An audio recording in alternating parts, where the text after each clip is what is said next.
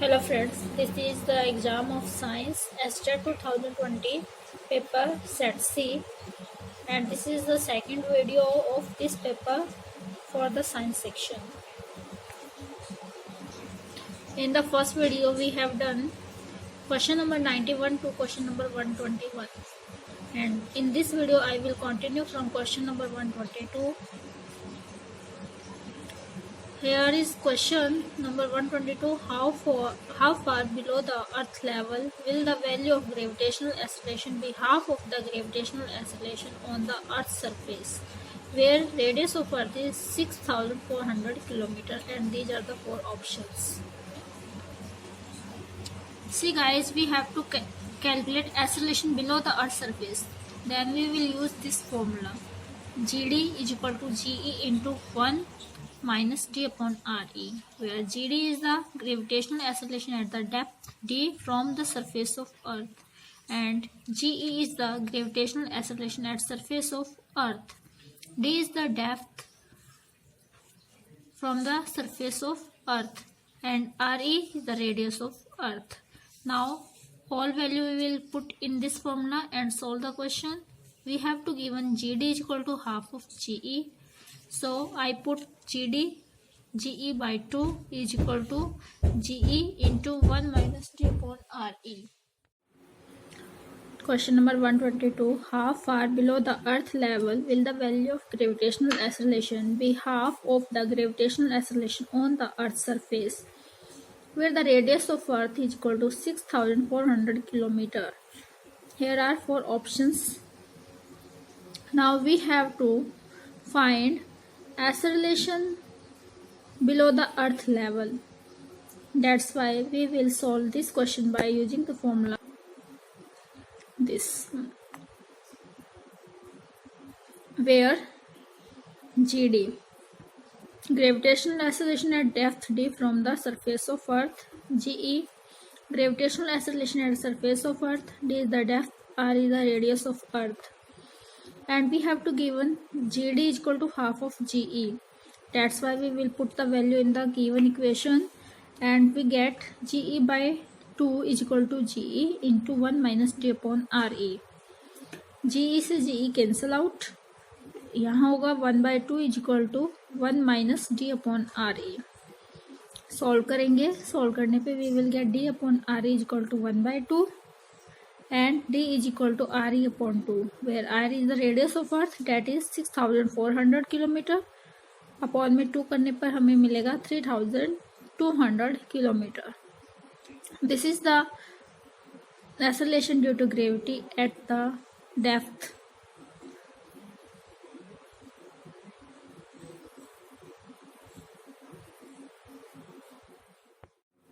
This is the depth where the acceleration due to gravity is the half of the acceleration due to gravity at the surface of the earth.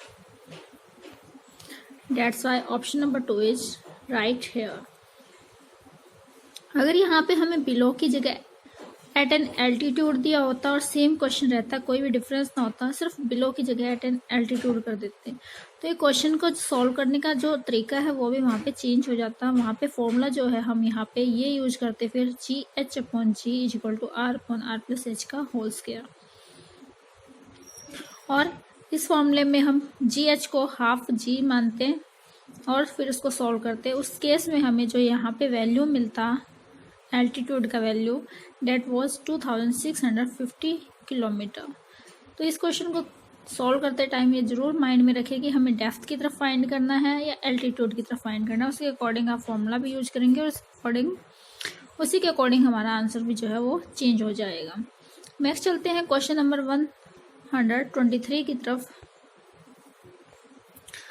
A cricket ball of mass 150 gram is moving with a velocity of 12 meters per second and hit by a bat, so that the ball is turned back with a velocity of 20 meters per second. If duration of contact between the ball and the bat is 0.01 second, the impulse of the force is. We have to find impulse of the force. Option of 4.8 Newton second, 7.2 Newton second, 1.2 Newton second, 4.7 Newton second. Newton second is the unit of impulse.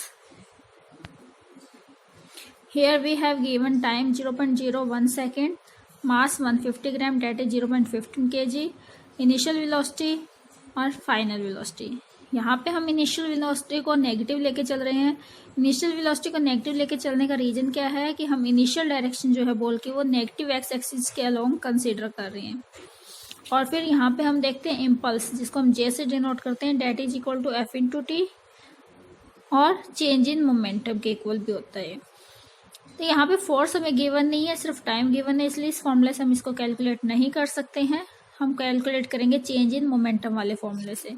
जब हम change in momentum के फॉर्मूले से इसको calculate करेंगे तो change in momentum क्या होता है, mass into final velocity minus mass into initial velocity.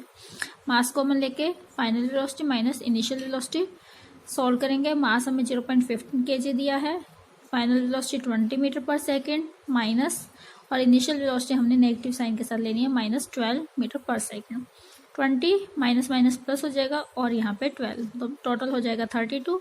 इसको 0.15 से मल्टीप्लाई करेंगे, डेट विल बी 4.8। तो this is 4.8 kg metre per second और newton second. Impulse of force जो हमें फाइंड करना था that is 4.8 newton second. So right answer is option number 1, 4.8 Newton second. Now question number 124. A point charge Q is rotating along a circle in the electric field generated by another point charge Q. Point charge Q है और एक another point charge capital Q है, और ये एक circular field में क्या कर रहे हैं, रोटेट कर रहे हैं। A work done by the electric field on the rotating charge in one complete revolution is. यहाँ हमें वर्क डन फाइंड करना है इलेक्ट्रिक फील्ड में, और कब, जब उनका एक रोटेशन जो है वो कंप्लीट हो चुका है। तो यहाँ पे वर्क डन बताना है क्या होगा, पॉजिटिव, नेगेटिव, जीरो या पॉजिटिव या नेगेटिव कुछ भी हो सकता है। तो देखिए यहाँ पे हम इलेक्ट्रोस्टैटिक फील्ड की बात कर रहे हैं। इलेक्ट्रोस्टैटिक फील्ड जो है वो क्या होता है, कंजर्वेटिव होता है, और वर्क डन जो है वो एक स्टेट फंक्शन है जो सिर्फ इनिशियल और फाइनल पोजीशंस पे डिपेंड करता है, पाथ फॉलोड बाय चार्ज पे डिपेंड नहीं करेगा।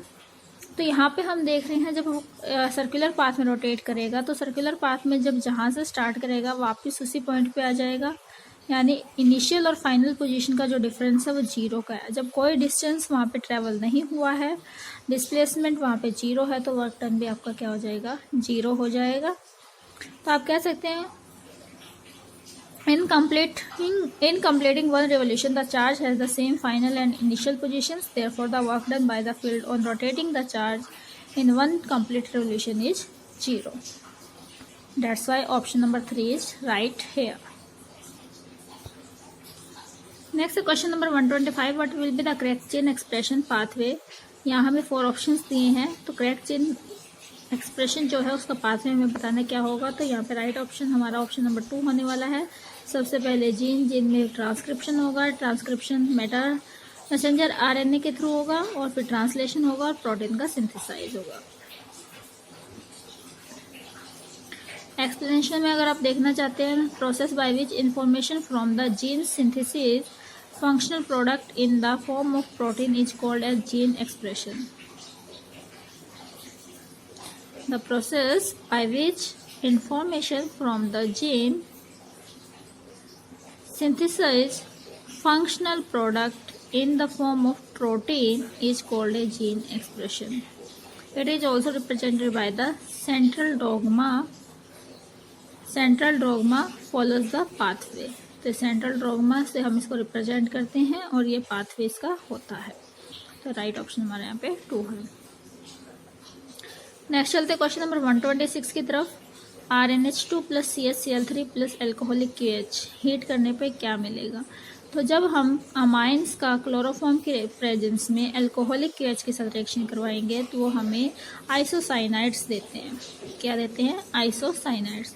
तो यहाँ पे आप देख पा रहे हैं क्लोराइड्स है, ये एल्कोहल्स है, ये साइनाइड्स है और ये आइसोसाइनाइड्स है। तो ऑप्शन नंबर 4 वाला राइट होगा। आइसोसाइनाइड का जो रिएक्शन है वो मैंने यहाँ पे लिखा भी है, RNC plus 3KCl plus 3 molecules of water यहाँ पे फॉर्मेशन होता है। This is the carbylamine reaction. और ये रिएक्शन जो है प्राइमरी अमाइन के केमिकल टेस्ट के लिए यूज किया जाता है। प्राइमरी अमाइन ही इस रिएक्शन को शो करते हैं, सेकेंडरी और टर्शियरी अमाइन ये रिएक्शन नहीं देते हैं। Next question number 127. A mass of 5 kg is moving along a circular path of radius 1 meter. If the mass moves with 300 revolution per minute, its kinetic energy would be. मास हमें यहाँ 5 kg का दिया है, circular path है, radius जिसकी 1 metre है, और वो क्या कर रहा है, 1 मिनट में 300 रिवोल्यूशंस कर रहा है. जो मास है, मास जब मूव कर रहा है तो 1 मिनट में 300 रिवोल्यूशंस कर रहा है. तो इसकी काइनेटिक एनर्जी हमें बतानी है क्या होगी. ऑप्शंस हमें यहाँ पे गिवन है. तो इसका सोल्यूशन हम देख लेते हैं. तो मास हमें 5 kg दिया है, रेडियस 1 मीटर दिया है, तो इसका हम एंगुलर वेलोसिटी निकाल जो हमें 300 रिवोल्यूशन पर मिनट यहाँ पे गिवन है, और उसको पर सेकंड में कन्वर्ट करेंगे तो यहाँ पे कितना आ जाएगा, 5 रिवोल्यूशन पर सेकंड आ जाएगा आपके पास. अब आपकी एंगुलर स्पीड निकालने का फॉर्मूला जो है ओमेगा इक्वल टू 2πv होता है, और यहाँ पे एंगुलर वेलोसिटी हम लेके चल रहे हैं, एंगुलर स्पीड यहाँ से निकाल लेंगे तो यहाँ से आ जाएगा 10 पाई रेडियन पर सेकेंड. उसके बाद हमें एंगुलर स्पीड निकाल ली है, लीनियर स्पीड निकालनी है. लीनियर स्पीड का फॉर्मूला होता है v इक्वल टू ओमेगा, ये कैपिटल v है, v इक्वल टू ओमेगा.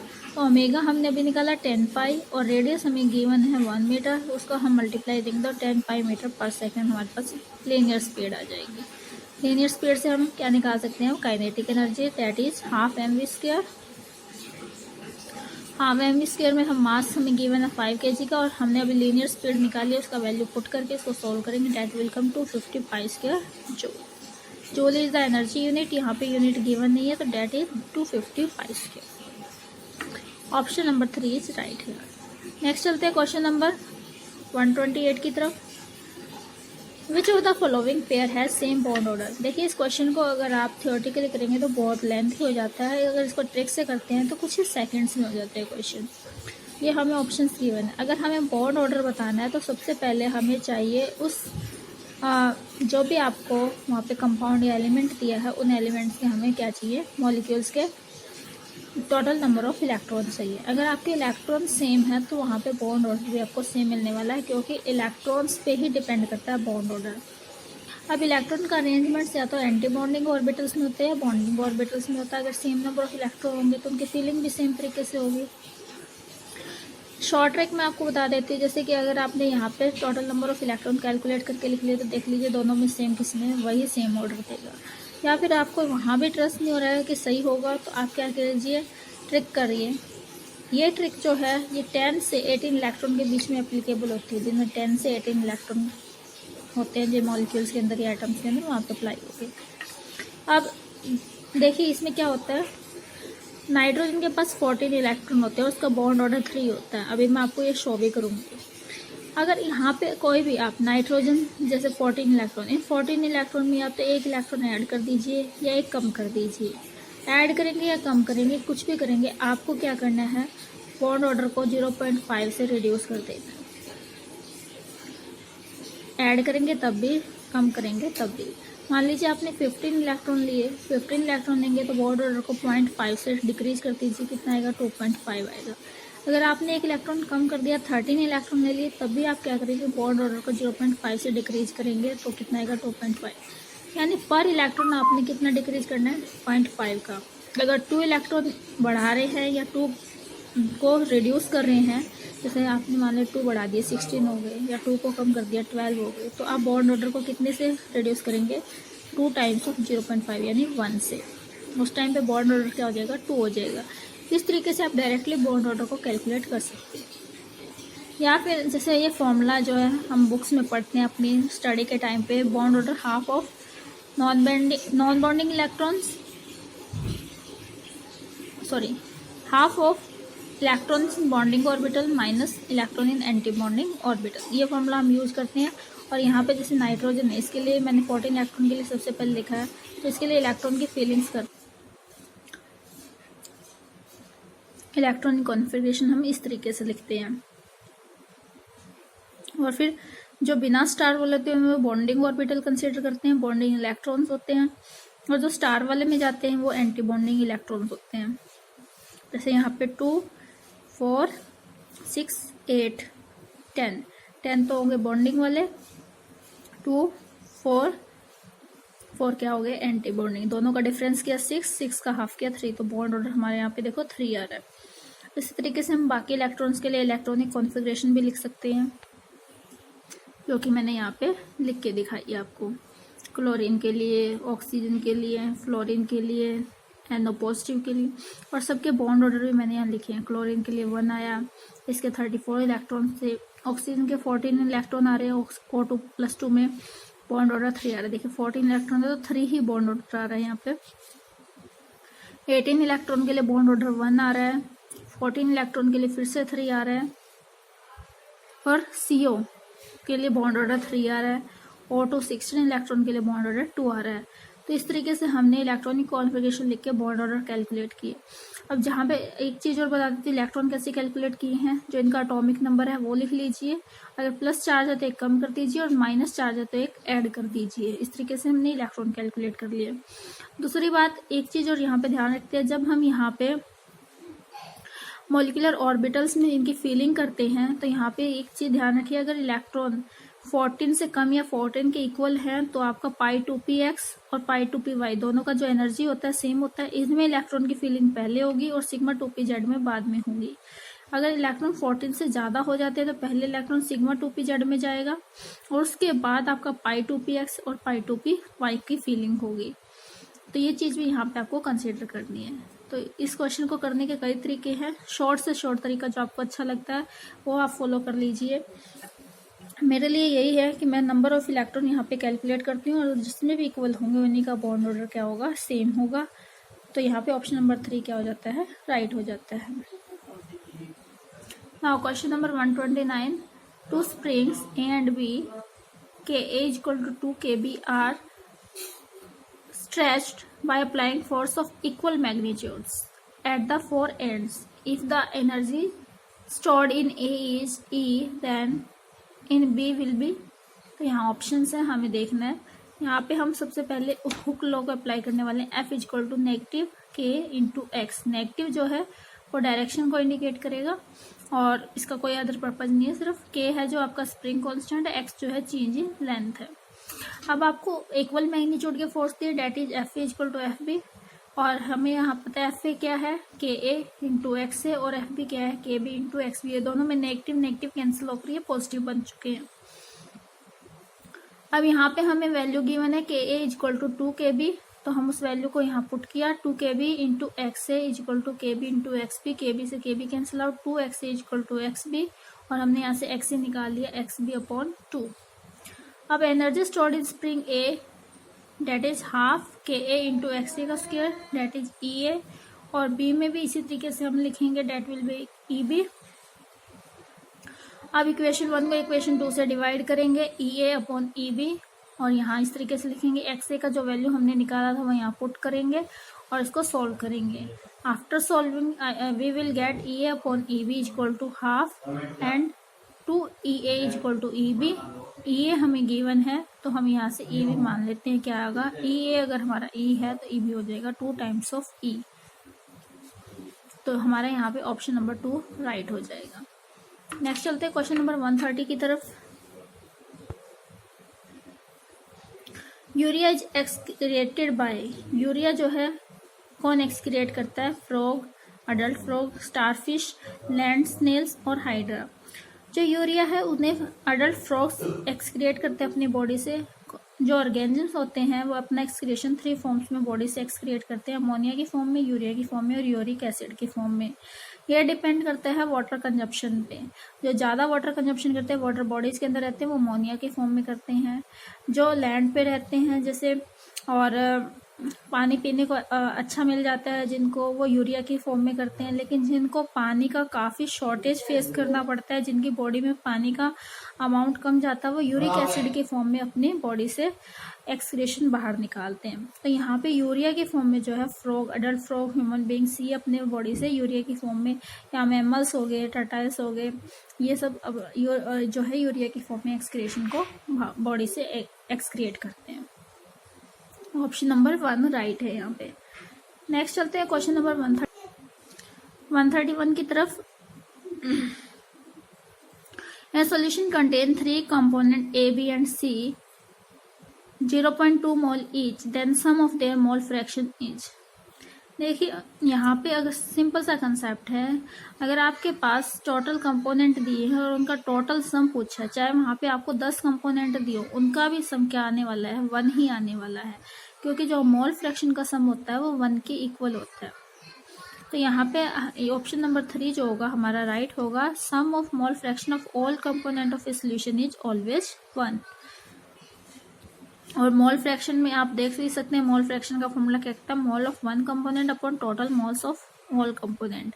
तो यहाँ पे मोल फ्रैक्शन में हमें टोटल मोल फ्रैक्शन पूछा है, तो that means XA plus XB plus XC, और XA क्या होगा हमारा Na upon Na plus NB plus NC, इसी तरीके से XB, इसी तरीके से XC लिखेंगे, और टोटल ऐड करके भी हम देख सकते हैं यहाँ से क्या आने वाला, हमारे पास 1 आने वाला है।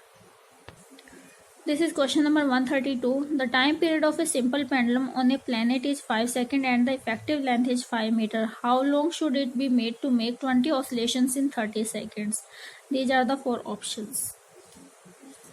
देखिए किसी प्लेनेट के ऊपर हमें यहाँ गिवन है कि जो टाइम पीरियड है सिंपल पेंडुलम का वो 5 सेकेंड और उसकी इफेक्टिव लेंथ 5 मीटर है, और उसकी लेंथ को कितना इंक्रीज कर दिया जाए कि वो 30 सेकेंड में 20 ऑसिलेशंस करने लग जाए।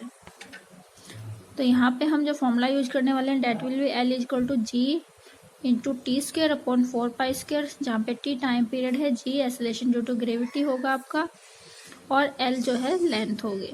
टाइम पीरियड हमें 5 सेकंड दिया, लेंथ 5 मीटर दिया, इससे हम G को कैलकुलेट कर लेंगे यहाँ पे इस फॉर्मूले में पुट करके, that will come 4/5 pi square. और जब टाइम पीरियड हमें जो दिया है, तो हमें दिया है 30 सेकेंड 20 ऑसिलेशंस, उनके लिए निकालेंगे, डेट विल बी 3/2 सेकेंड। और यहाँ पे जो हमने टाइम पीरियड निकाला है वो फिर से उसी फॉर्मूले के अंदर पुट करेंगे, जहाँ पे हमने G कैलकुलेट किया था, और T टाइम पीरियड हम निकाल चुके हैं, उसका स्क्वायर करके लिखेंगे, और 4 पाई स्क्वायर नीचे लिखेंगे, और उसको सॉल्व करेंगे, डेट विल बी 9/20 और 0.45 मीटर। तो यहाँ पे हमारा जो लेंथ में इंक्रीज होगा वो कितने का होगा, 0.45 मीटर का होगा। That is option number 3 is right here. Now question number 133. Which of the following is not true about prokaryotic cells? Options दिए हैं, हम इनको रीड करते हैं और देखते हैं कौन सा ट्रू कौन सा नहीं है। Replication of DNA occur in cytoplasm. Some of them are capable of nitrogen fixation. Plasmids do not occur in prokaryotic cells.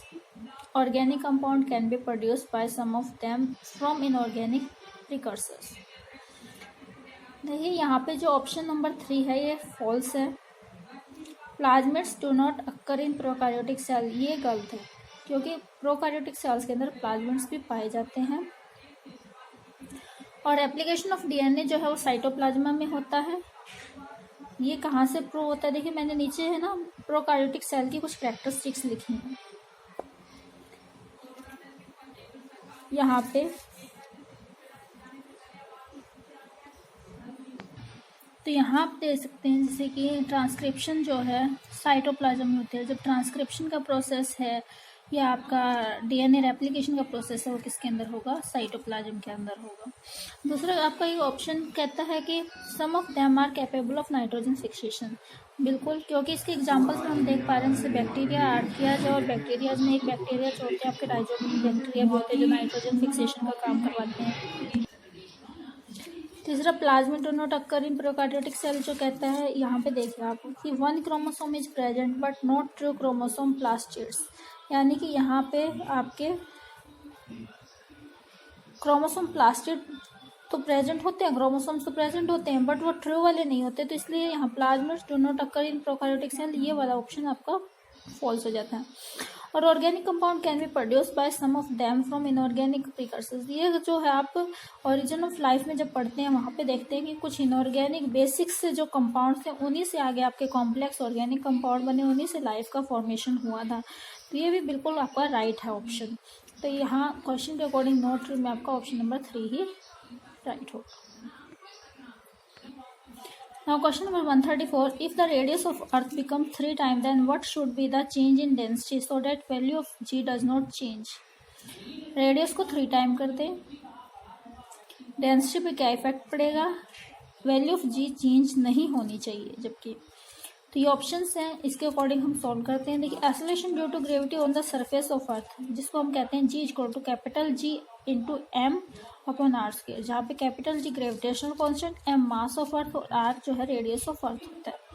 यहाँ पे हम देख सकते हैं मास को 3 टाइम्स करना है, जी को हमने नॉट चेंज रखना है, और रेडियस और ग्रेविटेशनल कांस्टेंट ये फिक्स वैल्यू है, उसके अकॉर्डिंग हम डेंसिटी में चेंज देखेंगे क्या आता है। फॉर्मूले को मॉडिफाई करते हैं, मास को वॉल्यूम से मल्टीप्लाई और डिवाइड करेंगे तो मास वन वॉल्यूम आपका डेंसिटी हो जाएगा, इनटू में वी रहेगा।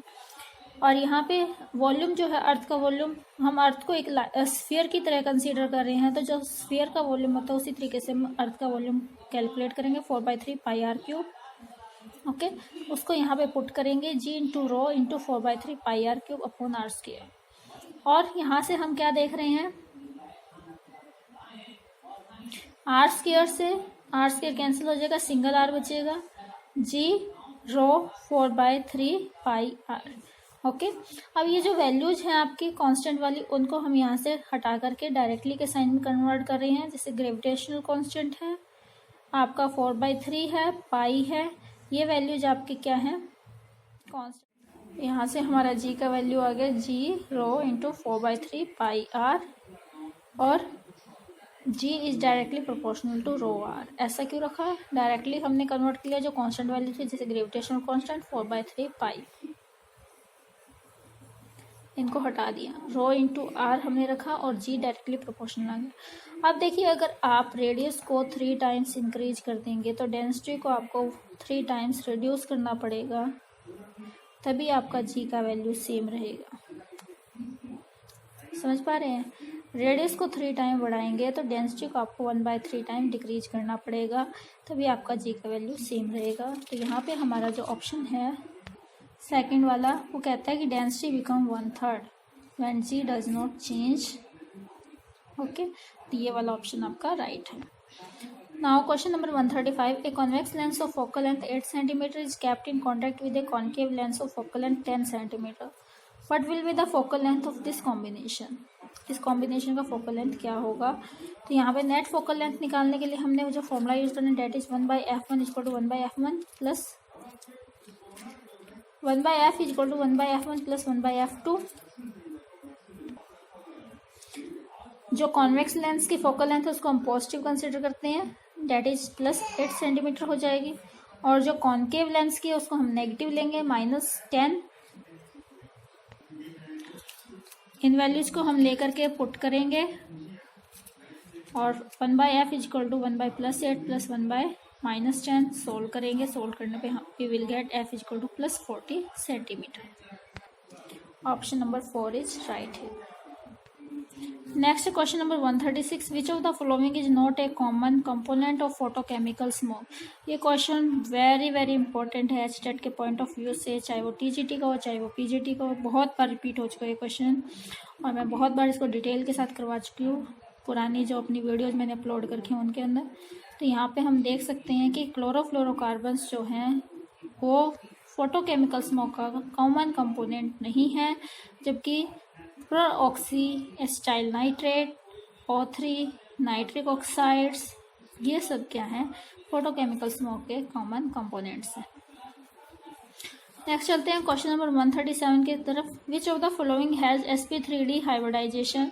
तो sp3d हाइब्रिडाइजेशन हमें फाइंड करनी है। हम इस इनऑर्गेनिक कंपाउंड की जो हाइब्रिडाइजेशन है वो इस फॉर्मूले से कैलकुलेट करने वाले हैं, 1/2 into V plus M minus C plus A. ये क्वेश्चन भी मैं आपको लास्ट वीडियोज में कई बार करवा चुकी हूँ इसी फॉर्मूले के साथ, जहाँ पे H हाइब्रिडाइजेशन है, V number of valence electron है सेंट्रल एटम के, M number of monovalent electron जिनमें आपके मोस्टली हाइड्रोजन और हेलोजन्स आते हैं, और C जो है आपका कटाइनिक चार्ज है एटम के ऊपर, और A जो है आपका नाइनिक चार्ज है। जैसे अमोनिया का कैलकुलेट करना है हमें, अमोनियम में क्या है हमारे पास 1/2 फॉर्मूले के अंदर, और नाइट्रोजन के वैलेंस शेल में कितने इलेक्ट्रॉन होते हैं 5। हाइड्रोजन सारे के सारे मोनोवैलेंट एटम में आएंगे, और यहाँ पे जो चार्ज है कटाइनिक चार्ज है +1 का, तो इसके अकॉर्डिंग -1 फॉर्मूले में पुट करेंगे तो और उसको सोल्व करेंगे तो हमारे पास 4 आ रहा है। 4 के अकॉर्डिंग sp3 हाइब्रिडाइजेशन। SF4 के लिए कैलकुलेट करेंगे तो सल्फर में 6 होते हैं, वैलेंस इलेक्ट्रॉन फ्लोरीन जो है ये मोनोवैलेंट में जाएंगे, कोई चार्ज नहीं है, सोल्व करेंगे इसको। 5 आ रहा है तो डेट इज sp3d। जीनन टेट्राफ्लोराइड के लिए जीनन में वैलेंस शेल में 8 इलेक्ट्रॉन होते हैं, नोबल गैस है। फ्लोरीन मोनोवैलेंट में जाएंगे, no charge, no positive no negative, solve करेंगे। 6 आ रहा है that is sp3d2। Xenon oxy tetrafluoride H half, hybridisation निकालने तो हाफ ऑफ, जीनन में वैलेंस में 8 है, ऑक्सीजन डाइवलेंट है और फ्लोरीन मोनोवैलेंट है तो मोनोवैलेंट 4 हो जाएगा, no negative no positive, solve करेंगे। 6 sp3d2। तो यहाँ हमें sp3d बताना था, that will of SF4, option number 2 is here।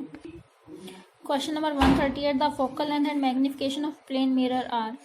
तो यहाँ प्लेन मिरर की बात की गई है। प्लेन मिरर का मैग्निफिकेशन हमेशा +1 का रहेगा, +1, क्योंकि size of object size of image के इक्वल होता है, इसलिए मैग्निफिकेशन क्या है 1 का है। और जो हम फोकल लेंथ की बात करेंगे, फोकल लेंथ जो प्लेन मिरर की होगी वो इन्फिनिटी होगी। कैसी होगी? इन्फिनिटी होगी, क्योंकि इसमें जो रेज आती हैं वो पैरेलल होती है और पैरेलल रेज इन्फिनिटी पे मीट करती हैं। तो ऑप्शन हमारा सेकंड वाला फोकल लेंथ इन्फिनिटी मैग्निफिकेशन +1 का होगा, ये वाला राइट होगा। और अगर ऑप्टिकल पावर की बात करें तो वो क्या होती है? 0 होती है। क्वेश्चन नंबर 139 में हम देखते हैं how many ions are produce from the complex this one in solution CONH3 का 6 यूनिट। जो कॉम्प्लेक्स आयन होता है वो एक आपको देगा, एक आयन, और बाहर वाले जो आयन है वो आपको जितना आपका वहाँ पे मोलिकुलरिटी है उसके अकॉर्डिंग मिलेगा। तो यहाँ पे आपको एक इसका मिलने वाला है और 2 इसका मिलने वाले हैं, यानी टोटल 3 आयंस यहाँ पे मिलने वाले हैं ऑप्शन के अंदर, option number 3। Question number 140, the value of carbon resistance is 54 × 10⁻³ ohm, the percentage tolerance is 5%, what is the colour code sequence of carbon resistance. ये क्वेश्चन जो है कलर कोड के अकॉर्डिंग है। जैसे 1 में green yellow orange golden band है, second में green yellow orange golden band, और थर्ड में blue grey yellow silver band, fourth में blue yellow orange silver band. ये हमें ऑप्शंस गिवन है। देखिए इसका आंसर इसी क्वेश्चन में छिपा हुआ है हमारे पास। हमें सिर्फ ये सीक्वेंस याद करनी है जो हमारे पास कलर बैंड को लेकर आती है। कलर बैंड के लिए ये सीक्वेंस है हमारे पास, ये कलर्स हैं, ये डिजिट्स हैं, ये मल्टीप्लायर्स हैं और ये टॉलरेंस है। अब मैं आपको बताती हूँ किस तरीके से। पहले हम क्वेश्चंस को देखते हैं, उसके अकॉर्डिंग आपको जल्दी समझ में आ जाएगा। हमें ये दिया हुआ था 54 × 10⁻³ ohm, और जो वहाँ पे परसेंटेज टॉलरेंस थी वो 5% दी थी। इसको हम इस तरीके से लिखेंगे AB × 10C ± X%। तो AB यानी A हो गया 5, B हो गया 4 × 10C यानी 10 का पावर 3 ± X% यानी 5%। A हमारे पास क्या है 5, B 4, C 3 आ गया और X आ गया 5। अब इनके अकॉर्डिंग हम यहाँ से कलर चेक करेंगे। 5 पे आपका कलर आता है ग्रीन, 4 पे येलो, 3 पे ऑरेंज, और अगर टॉलरेंस के केस में देखें 5% कौन देता है? गोल्ड देता है। तो यहाँ से आपको आपके कलर बैंड मिल जाएंगे। इनको आपको एक बार लर्न करना पड़ेगा। लर्न करने के बाद बिल्कुल भी कॉम्प्लिकेटेड नहीं रहेगा। लर्न करने के लिए आप ये ट्रिक फॉलो कर सकते हो। BB Roy great British having very good wife, having को आप साइलेंट कर दीजिए। Next question number 141, the resistivity of the conductor wire depends on. Resistivity जो है कंडक्टर वायर की किसके ऊपर डिपेंड करती है? Length of conductor wire, cross section area of conductor wire, nature of material of conductor wire and temperature of conductor wire, only temperature of conductor wire. Option 4 जो है option 3 में ही cover up हो रहा है। और मैं आपको बता दूं जो लेंथ होती है कंडक्टर वायर की और जो क्रॉस सेक्शन एरिया होता है इसके ऊपर रेजिस्टेंस डिपेंड करता है, रेजिस्टिविटी डिपेंड नहीं करती। रेजिस्टिविटी और रेजिस्टेंस दो डिफरेंट चीज़ें हैं। रेजिस्टेंस डिपेंड करेगा length and area of conductor wire पे, जबकि रेजिस्टिविटी डिपेंड करती है कि आपका जो कंडक्टर वायर है वो किस मटेरियल का बना हुआ, उस मटेरियल का नेचर कैसा है, वो आपका मेटल है, नॉन मेटल है, लोहे है, कैसा है, और वहाँ पे जो कंडक्टर वायर आपने ली है वो किस टेम्परेचर के ऊपर ली है, उसका टेम्परेचर क्या है। The resistivity of a material is the property which depend on the composition and nature of the material. The composition is affected by the temperature. और रेजिस्टेंस का फॉर्मूले के अकॉर्डिंग आप देख सकते हैं रेजिस्टेंस लेंथ और एरिया दोनों पे डिपेंड करता है। रो आपकी रेजिस्टिविटी है। Question number 142. A metallic rod when placed in strong magnetic field align itself at right angle to the magnetic field. अगर आप मेटेलिक रोड रखते हैं स्ट्रॉन्ग मैग्नेटिक फील्ड में तो मैग्नेटिक फील्ड के जो परपेंडिकुलर कह सकते हैं राइट एंगल पे अपने आप को अलाइन कर लेती है. The nature of material is, material का नेचर कैसा है. देखिए, जब आप मैग्नेटिक फील्ड के अलोंग अगर वो अपने आप को राइट एंगल पे ले आती है, परपेंडिकुलर ले आती है, तो डायमैग्नेटिक नेचर की होगी. A diamagnetic rod set itself perpendicular to the field if free to rotate between the poles of a magnet at the field is strongest near the pole. तो अगर आपके मैग्नेटिक फील्ड है तो road आपको इस तरीके से परपेंडिकुलरली वहाँ नजर आएगी मैग्नेटिक फील्ड के. तो ऑप्शन 1 यहाँ पे राइट होगा. Question number 143. Lenz law is consequence of the law of conservation of. जो लेंज लॉ है वो किसका कॉन्सिक्वेंस है, किस लॉ ऑफ कंजर्वेशन का कॉन्सिक्वेंस है. तो that is the consequence of law of conservation of energy. इसमें मैं आपको एक्सप्लेन करती हूँ. देखिए, लेंज लॉ क्या कहता है. Induce current always tends to oppose the cause which produce it. Induce current जिस वजह से प्रोड्यूस होता है वो उसको हमेशा अपोज करने का कोशिश करता है. So in order to do work against opposing force, अगर हमें उस अपोजिंग फोर्स के अगेंस्ट वर्क करने we have to put extra effort. This extra work lead to the periodic change in the magnetic flux. Hence, more current is induced. Thus, the extra effort is just transformed into electrical energy, which is the law of conservation of energy. Lenz law is a manifestation of the conservation of energy. Manifestation कह सकते हैं, conversion कह सकते हैं, consequence कह सकते हैं. तो ये किसका है? conservation of energy का. Next है question number 144.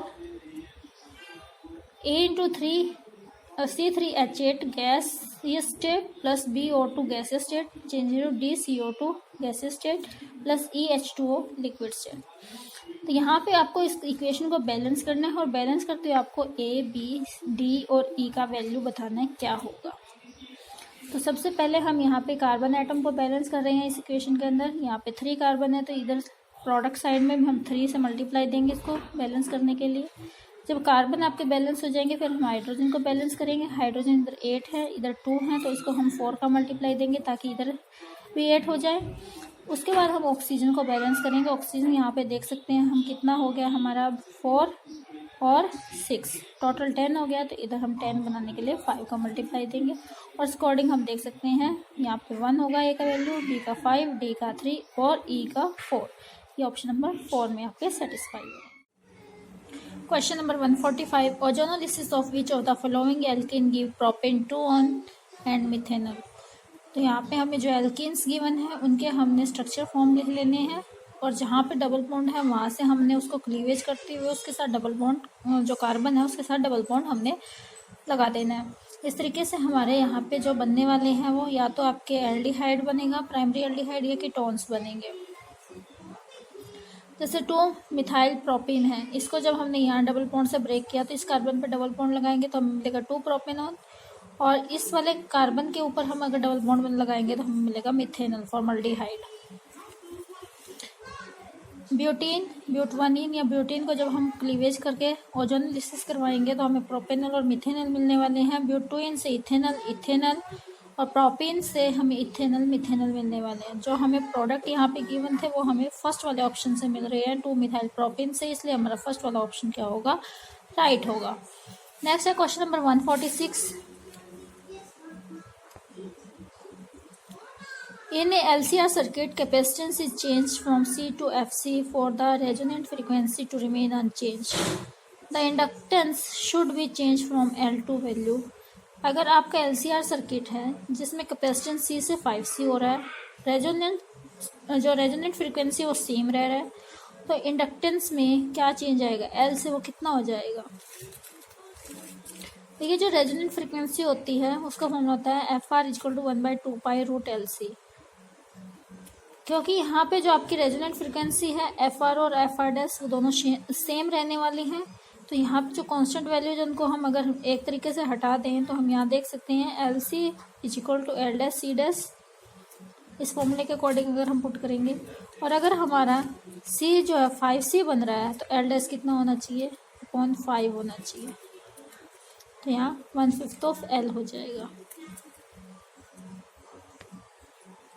When light is incident on metallic surface, the maximum kinetic energy of emitted photoelectron depend on।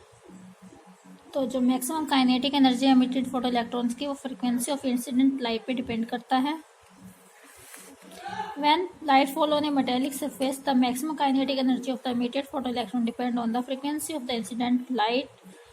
ये हमें इस फॉर्मूले के थ्रू पता चलता है, जहाँ पे काइनेटिक एनर्जी जो है maximum kinetic energy that is equal to h mu minus omega naught, where mu is the frequency of incident light. Question number 148. A compound contains 4% hydrogen, 24% carbon, 71% chlorine. If the molar mass is 99 gram, the molecular formula is।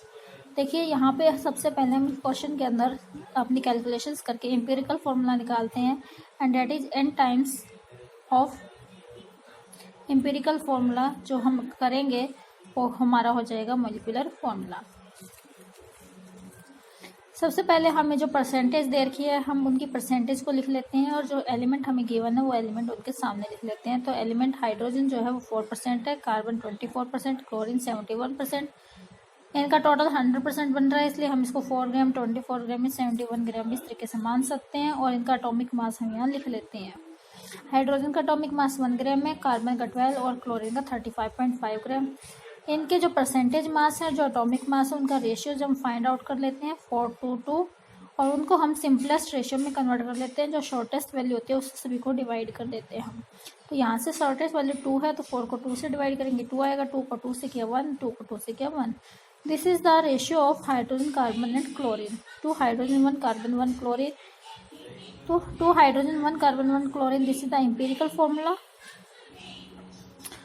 हमने empirical formula का mass calculate कर लेना है अब यहाँ से, और molecular mass molar mass हमें यहाँ पे गिवन है। अगर हम इसका एम्पिरिकल मास कैलकुलेट करेंगे तो डेट विल कम हाइड्रोजन के लिए 2, कार्बन के लिए 12 और क्लोरीन के लिए 35.5, डेट इज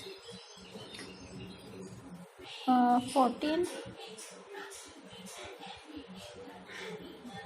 और 5।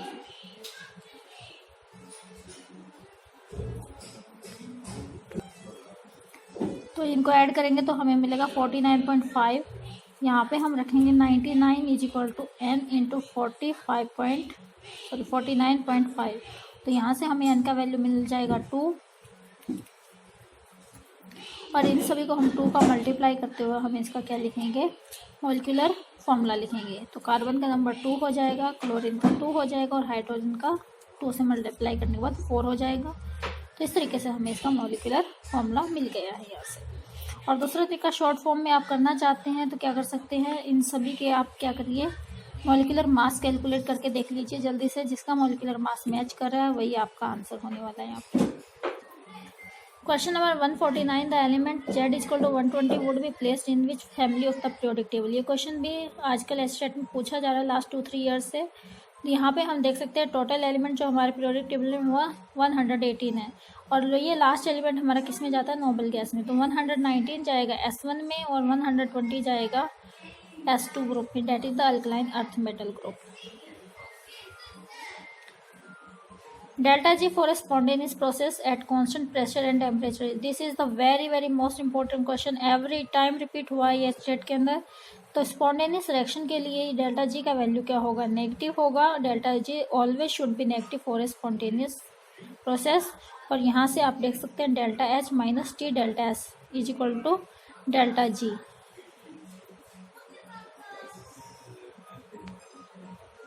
तो यहाँ पर हमारे इस पेपर के 150 तक के क्वेश्चन कंप्लीट होते हैं साइंस सेक्शन के लिए। Thank you for watching this video. I hope ये वीडियो आपके लिए काफ़ी हेल्पफुल रहेगा। अगर आपको वीडियो पसंद आ रहा है तो please like, comment, share and subscribe my channel.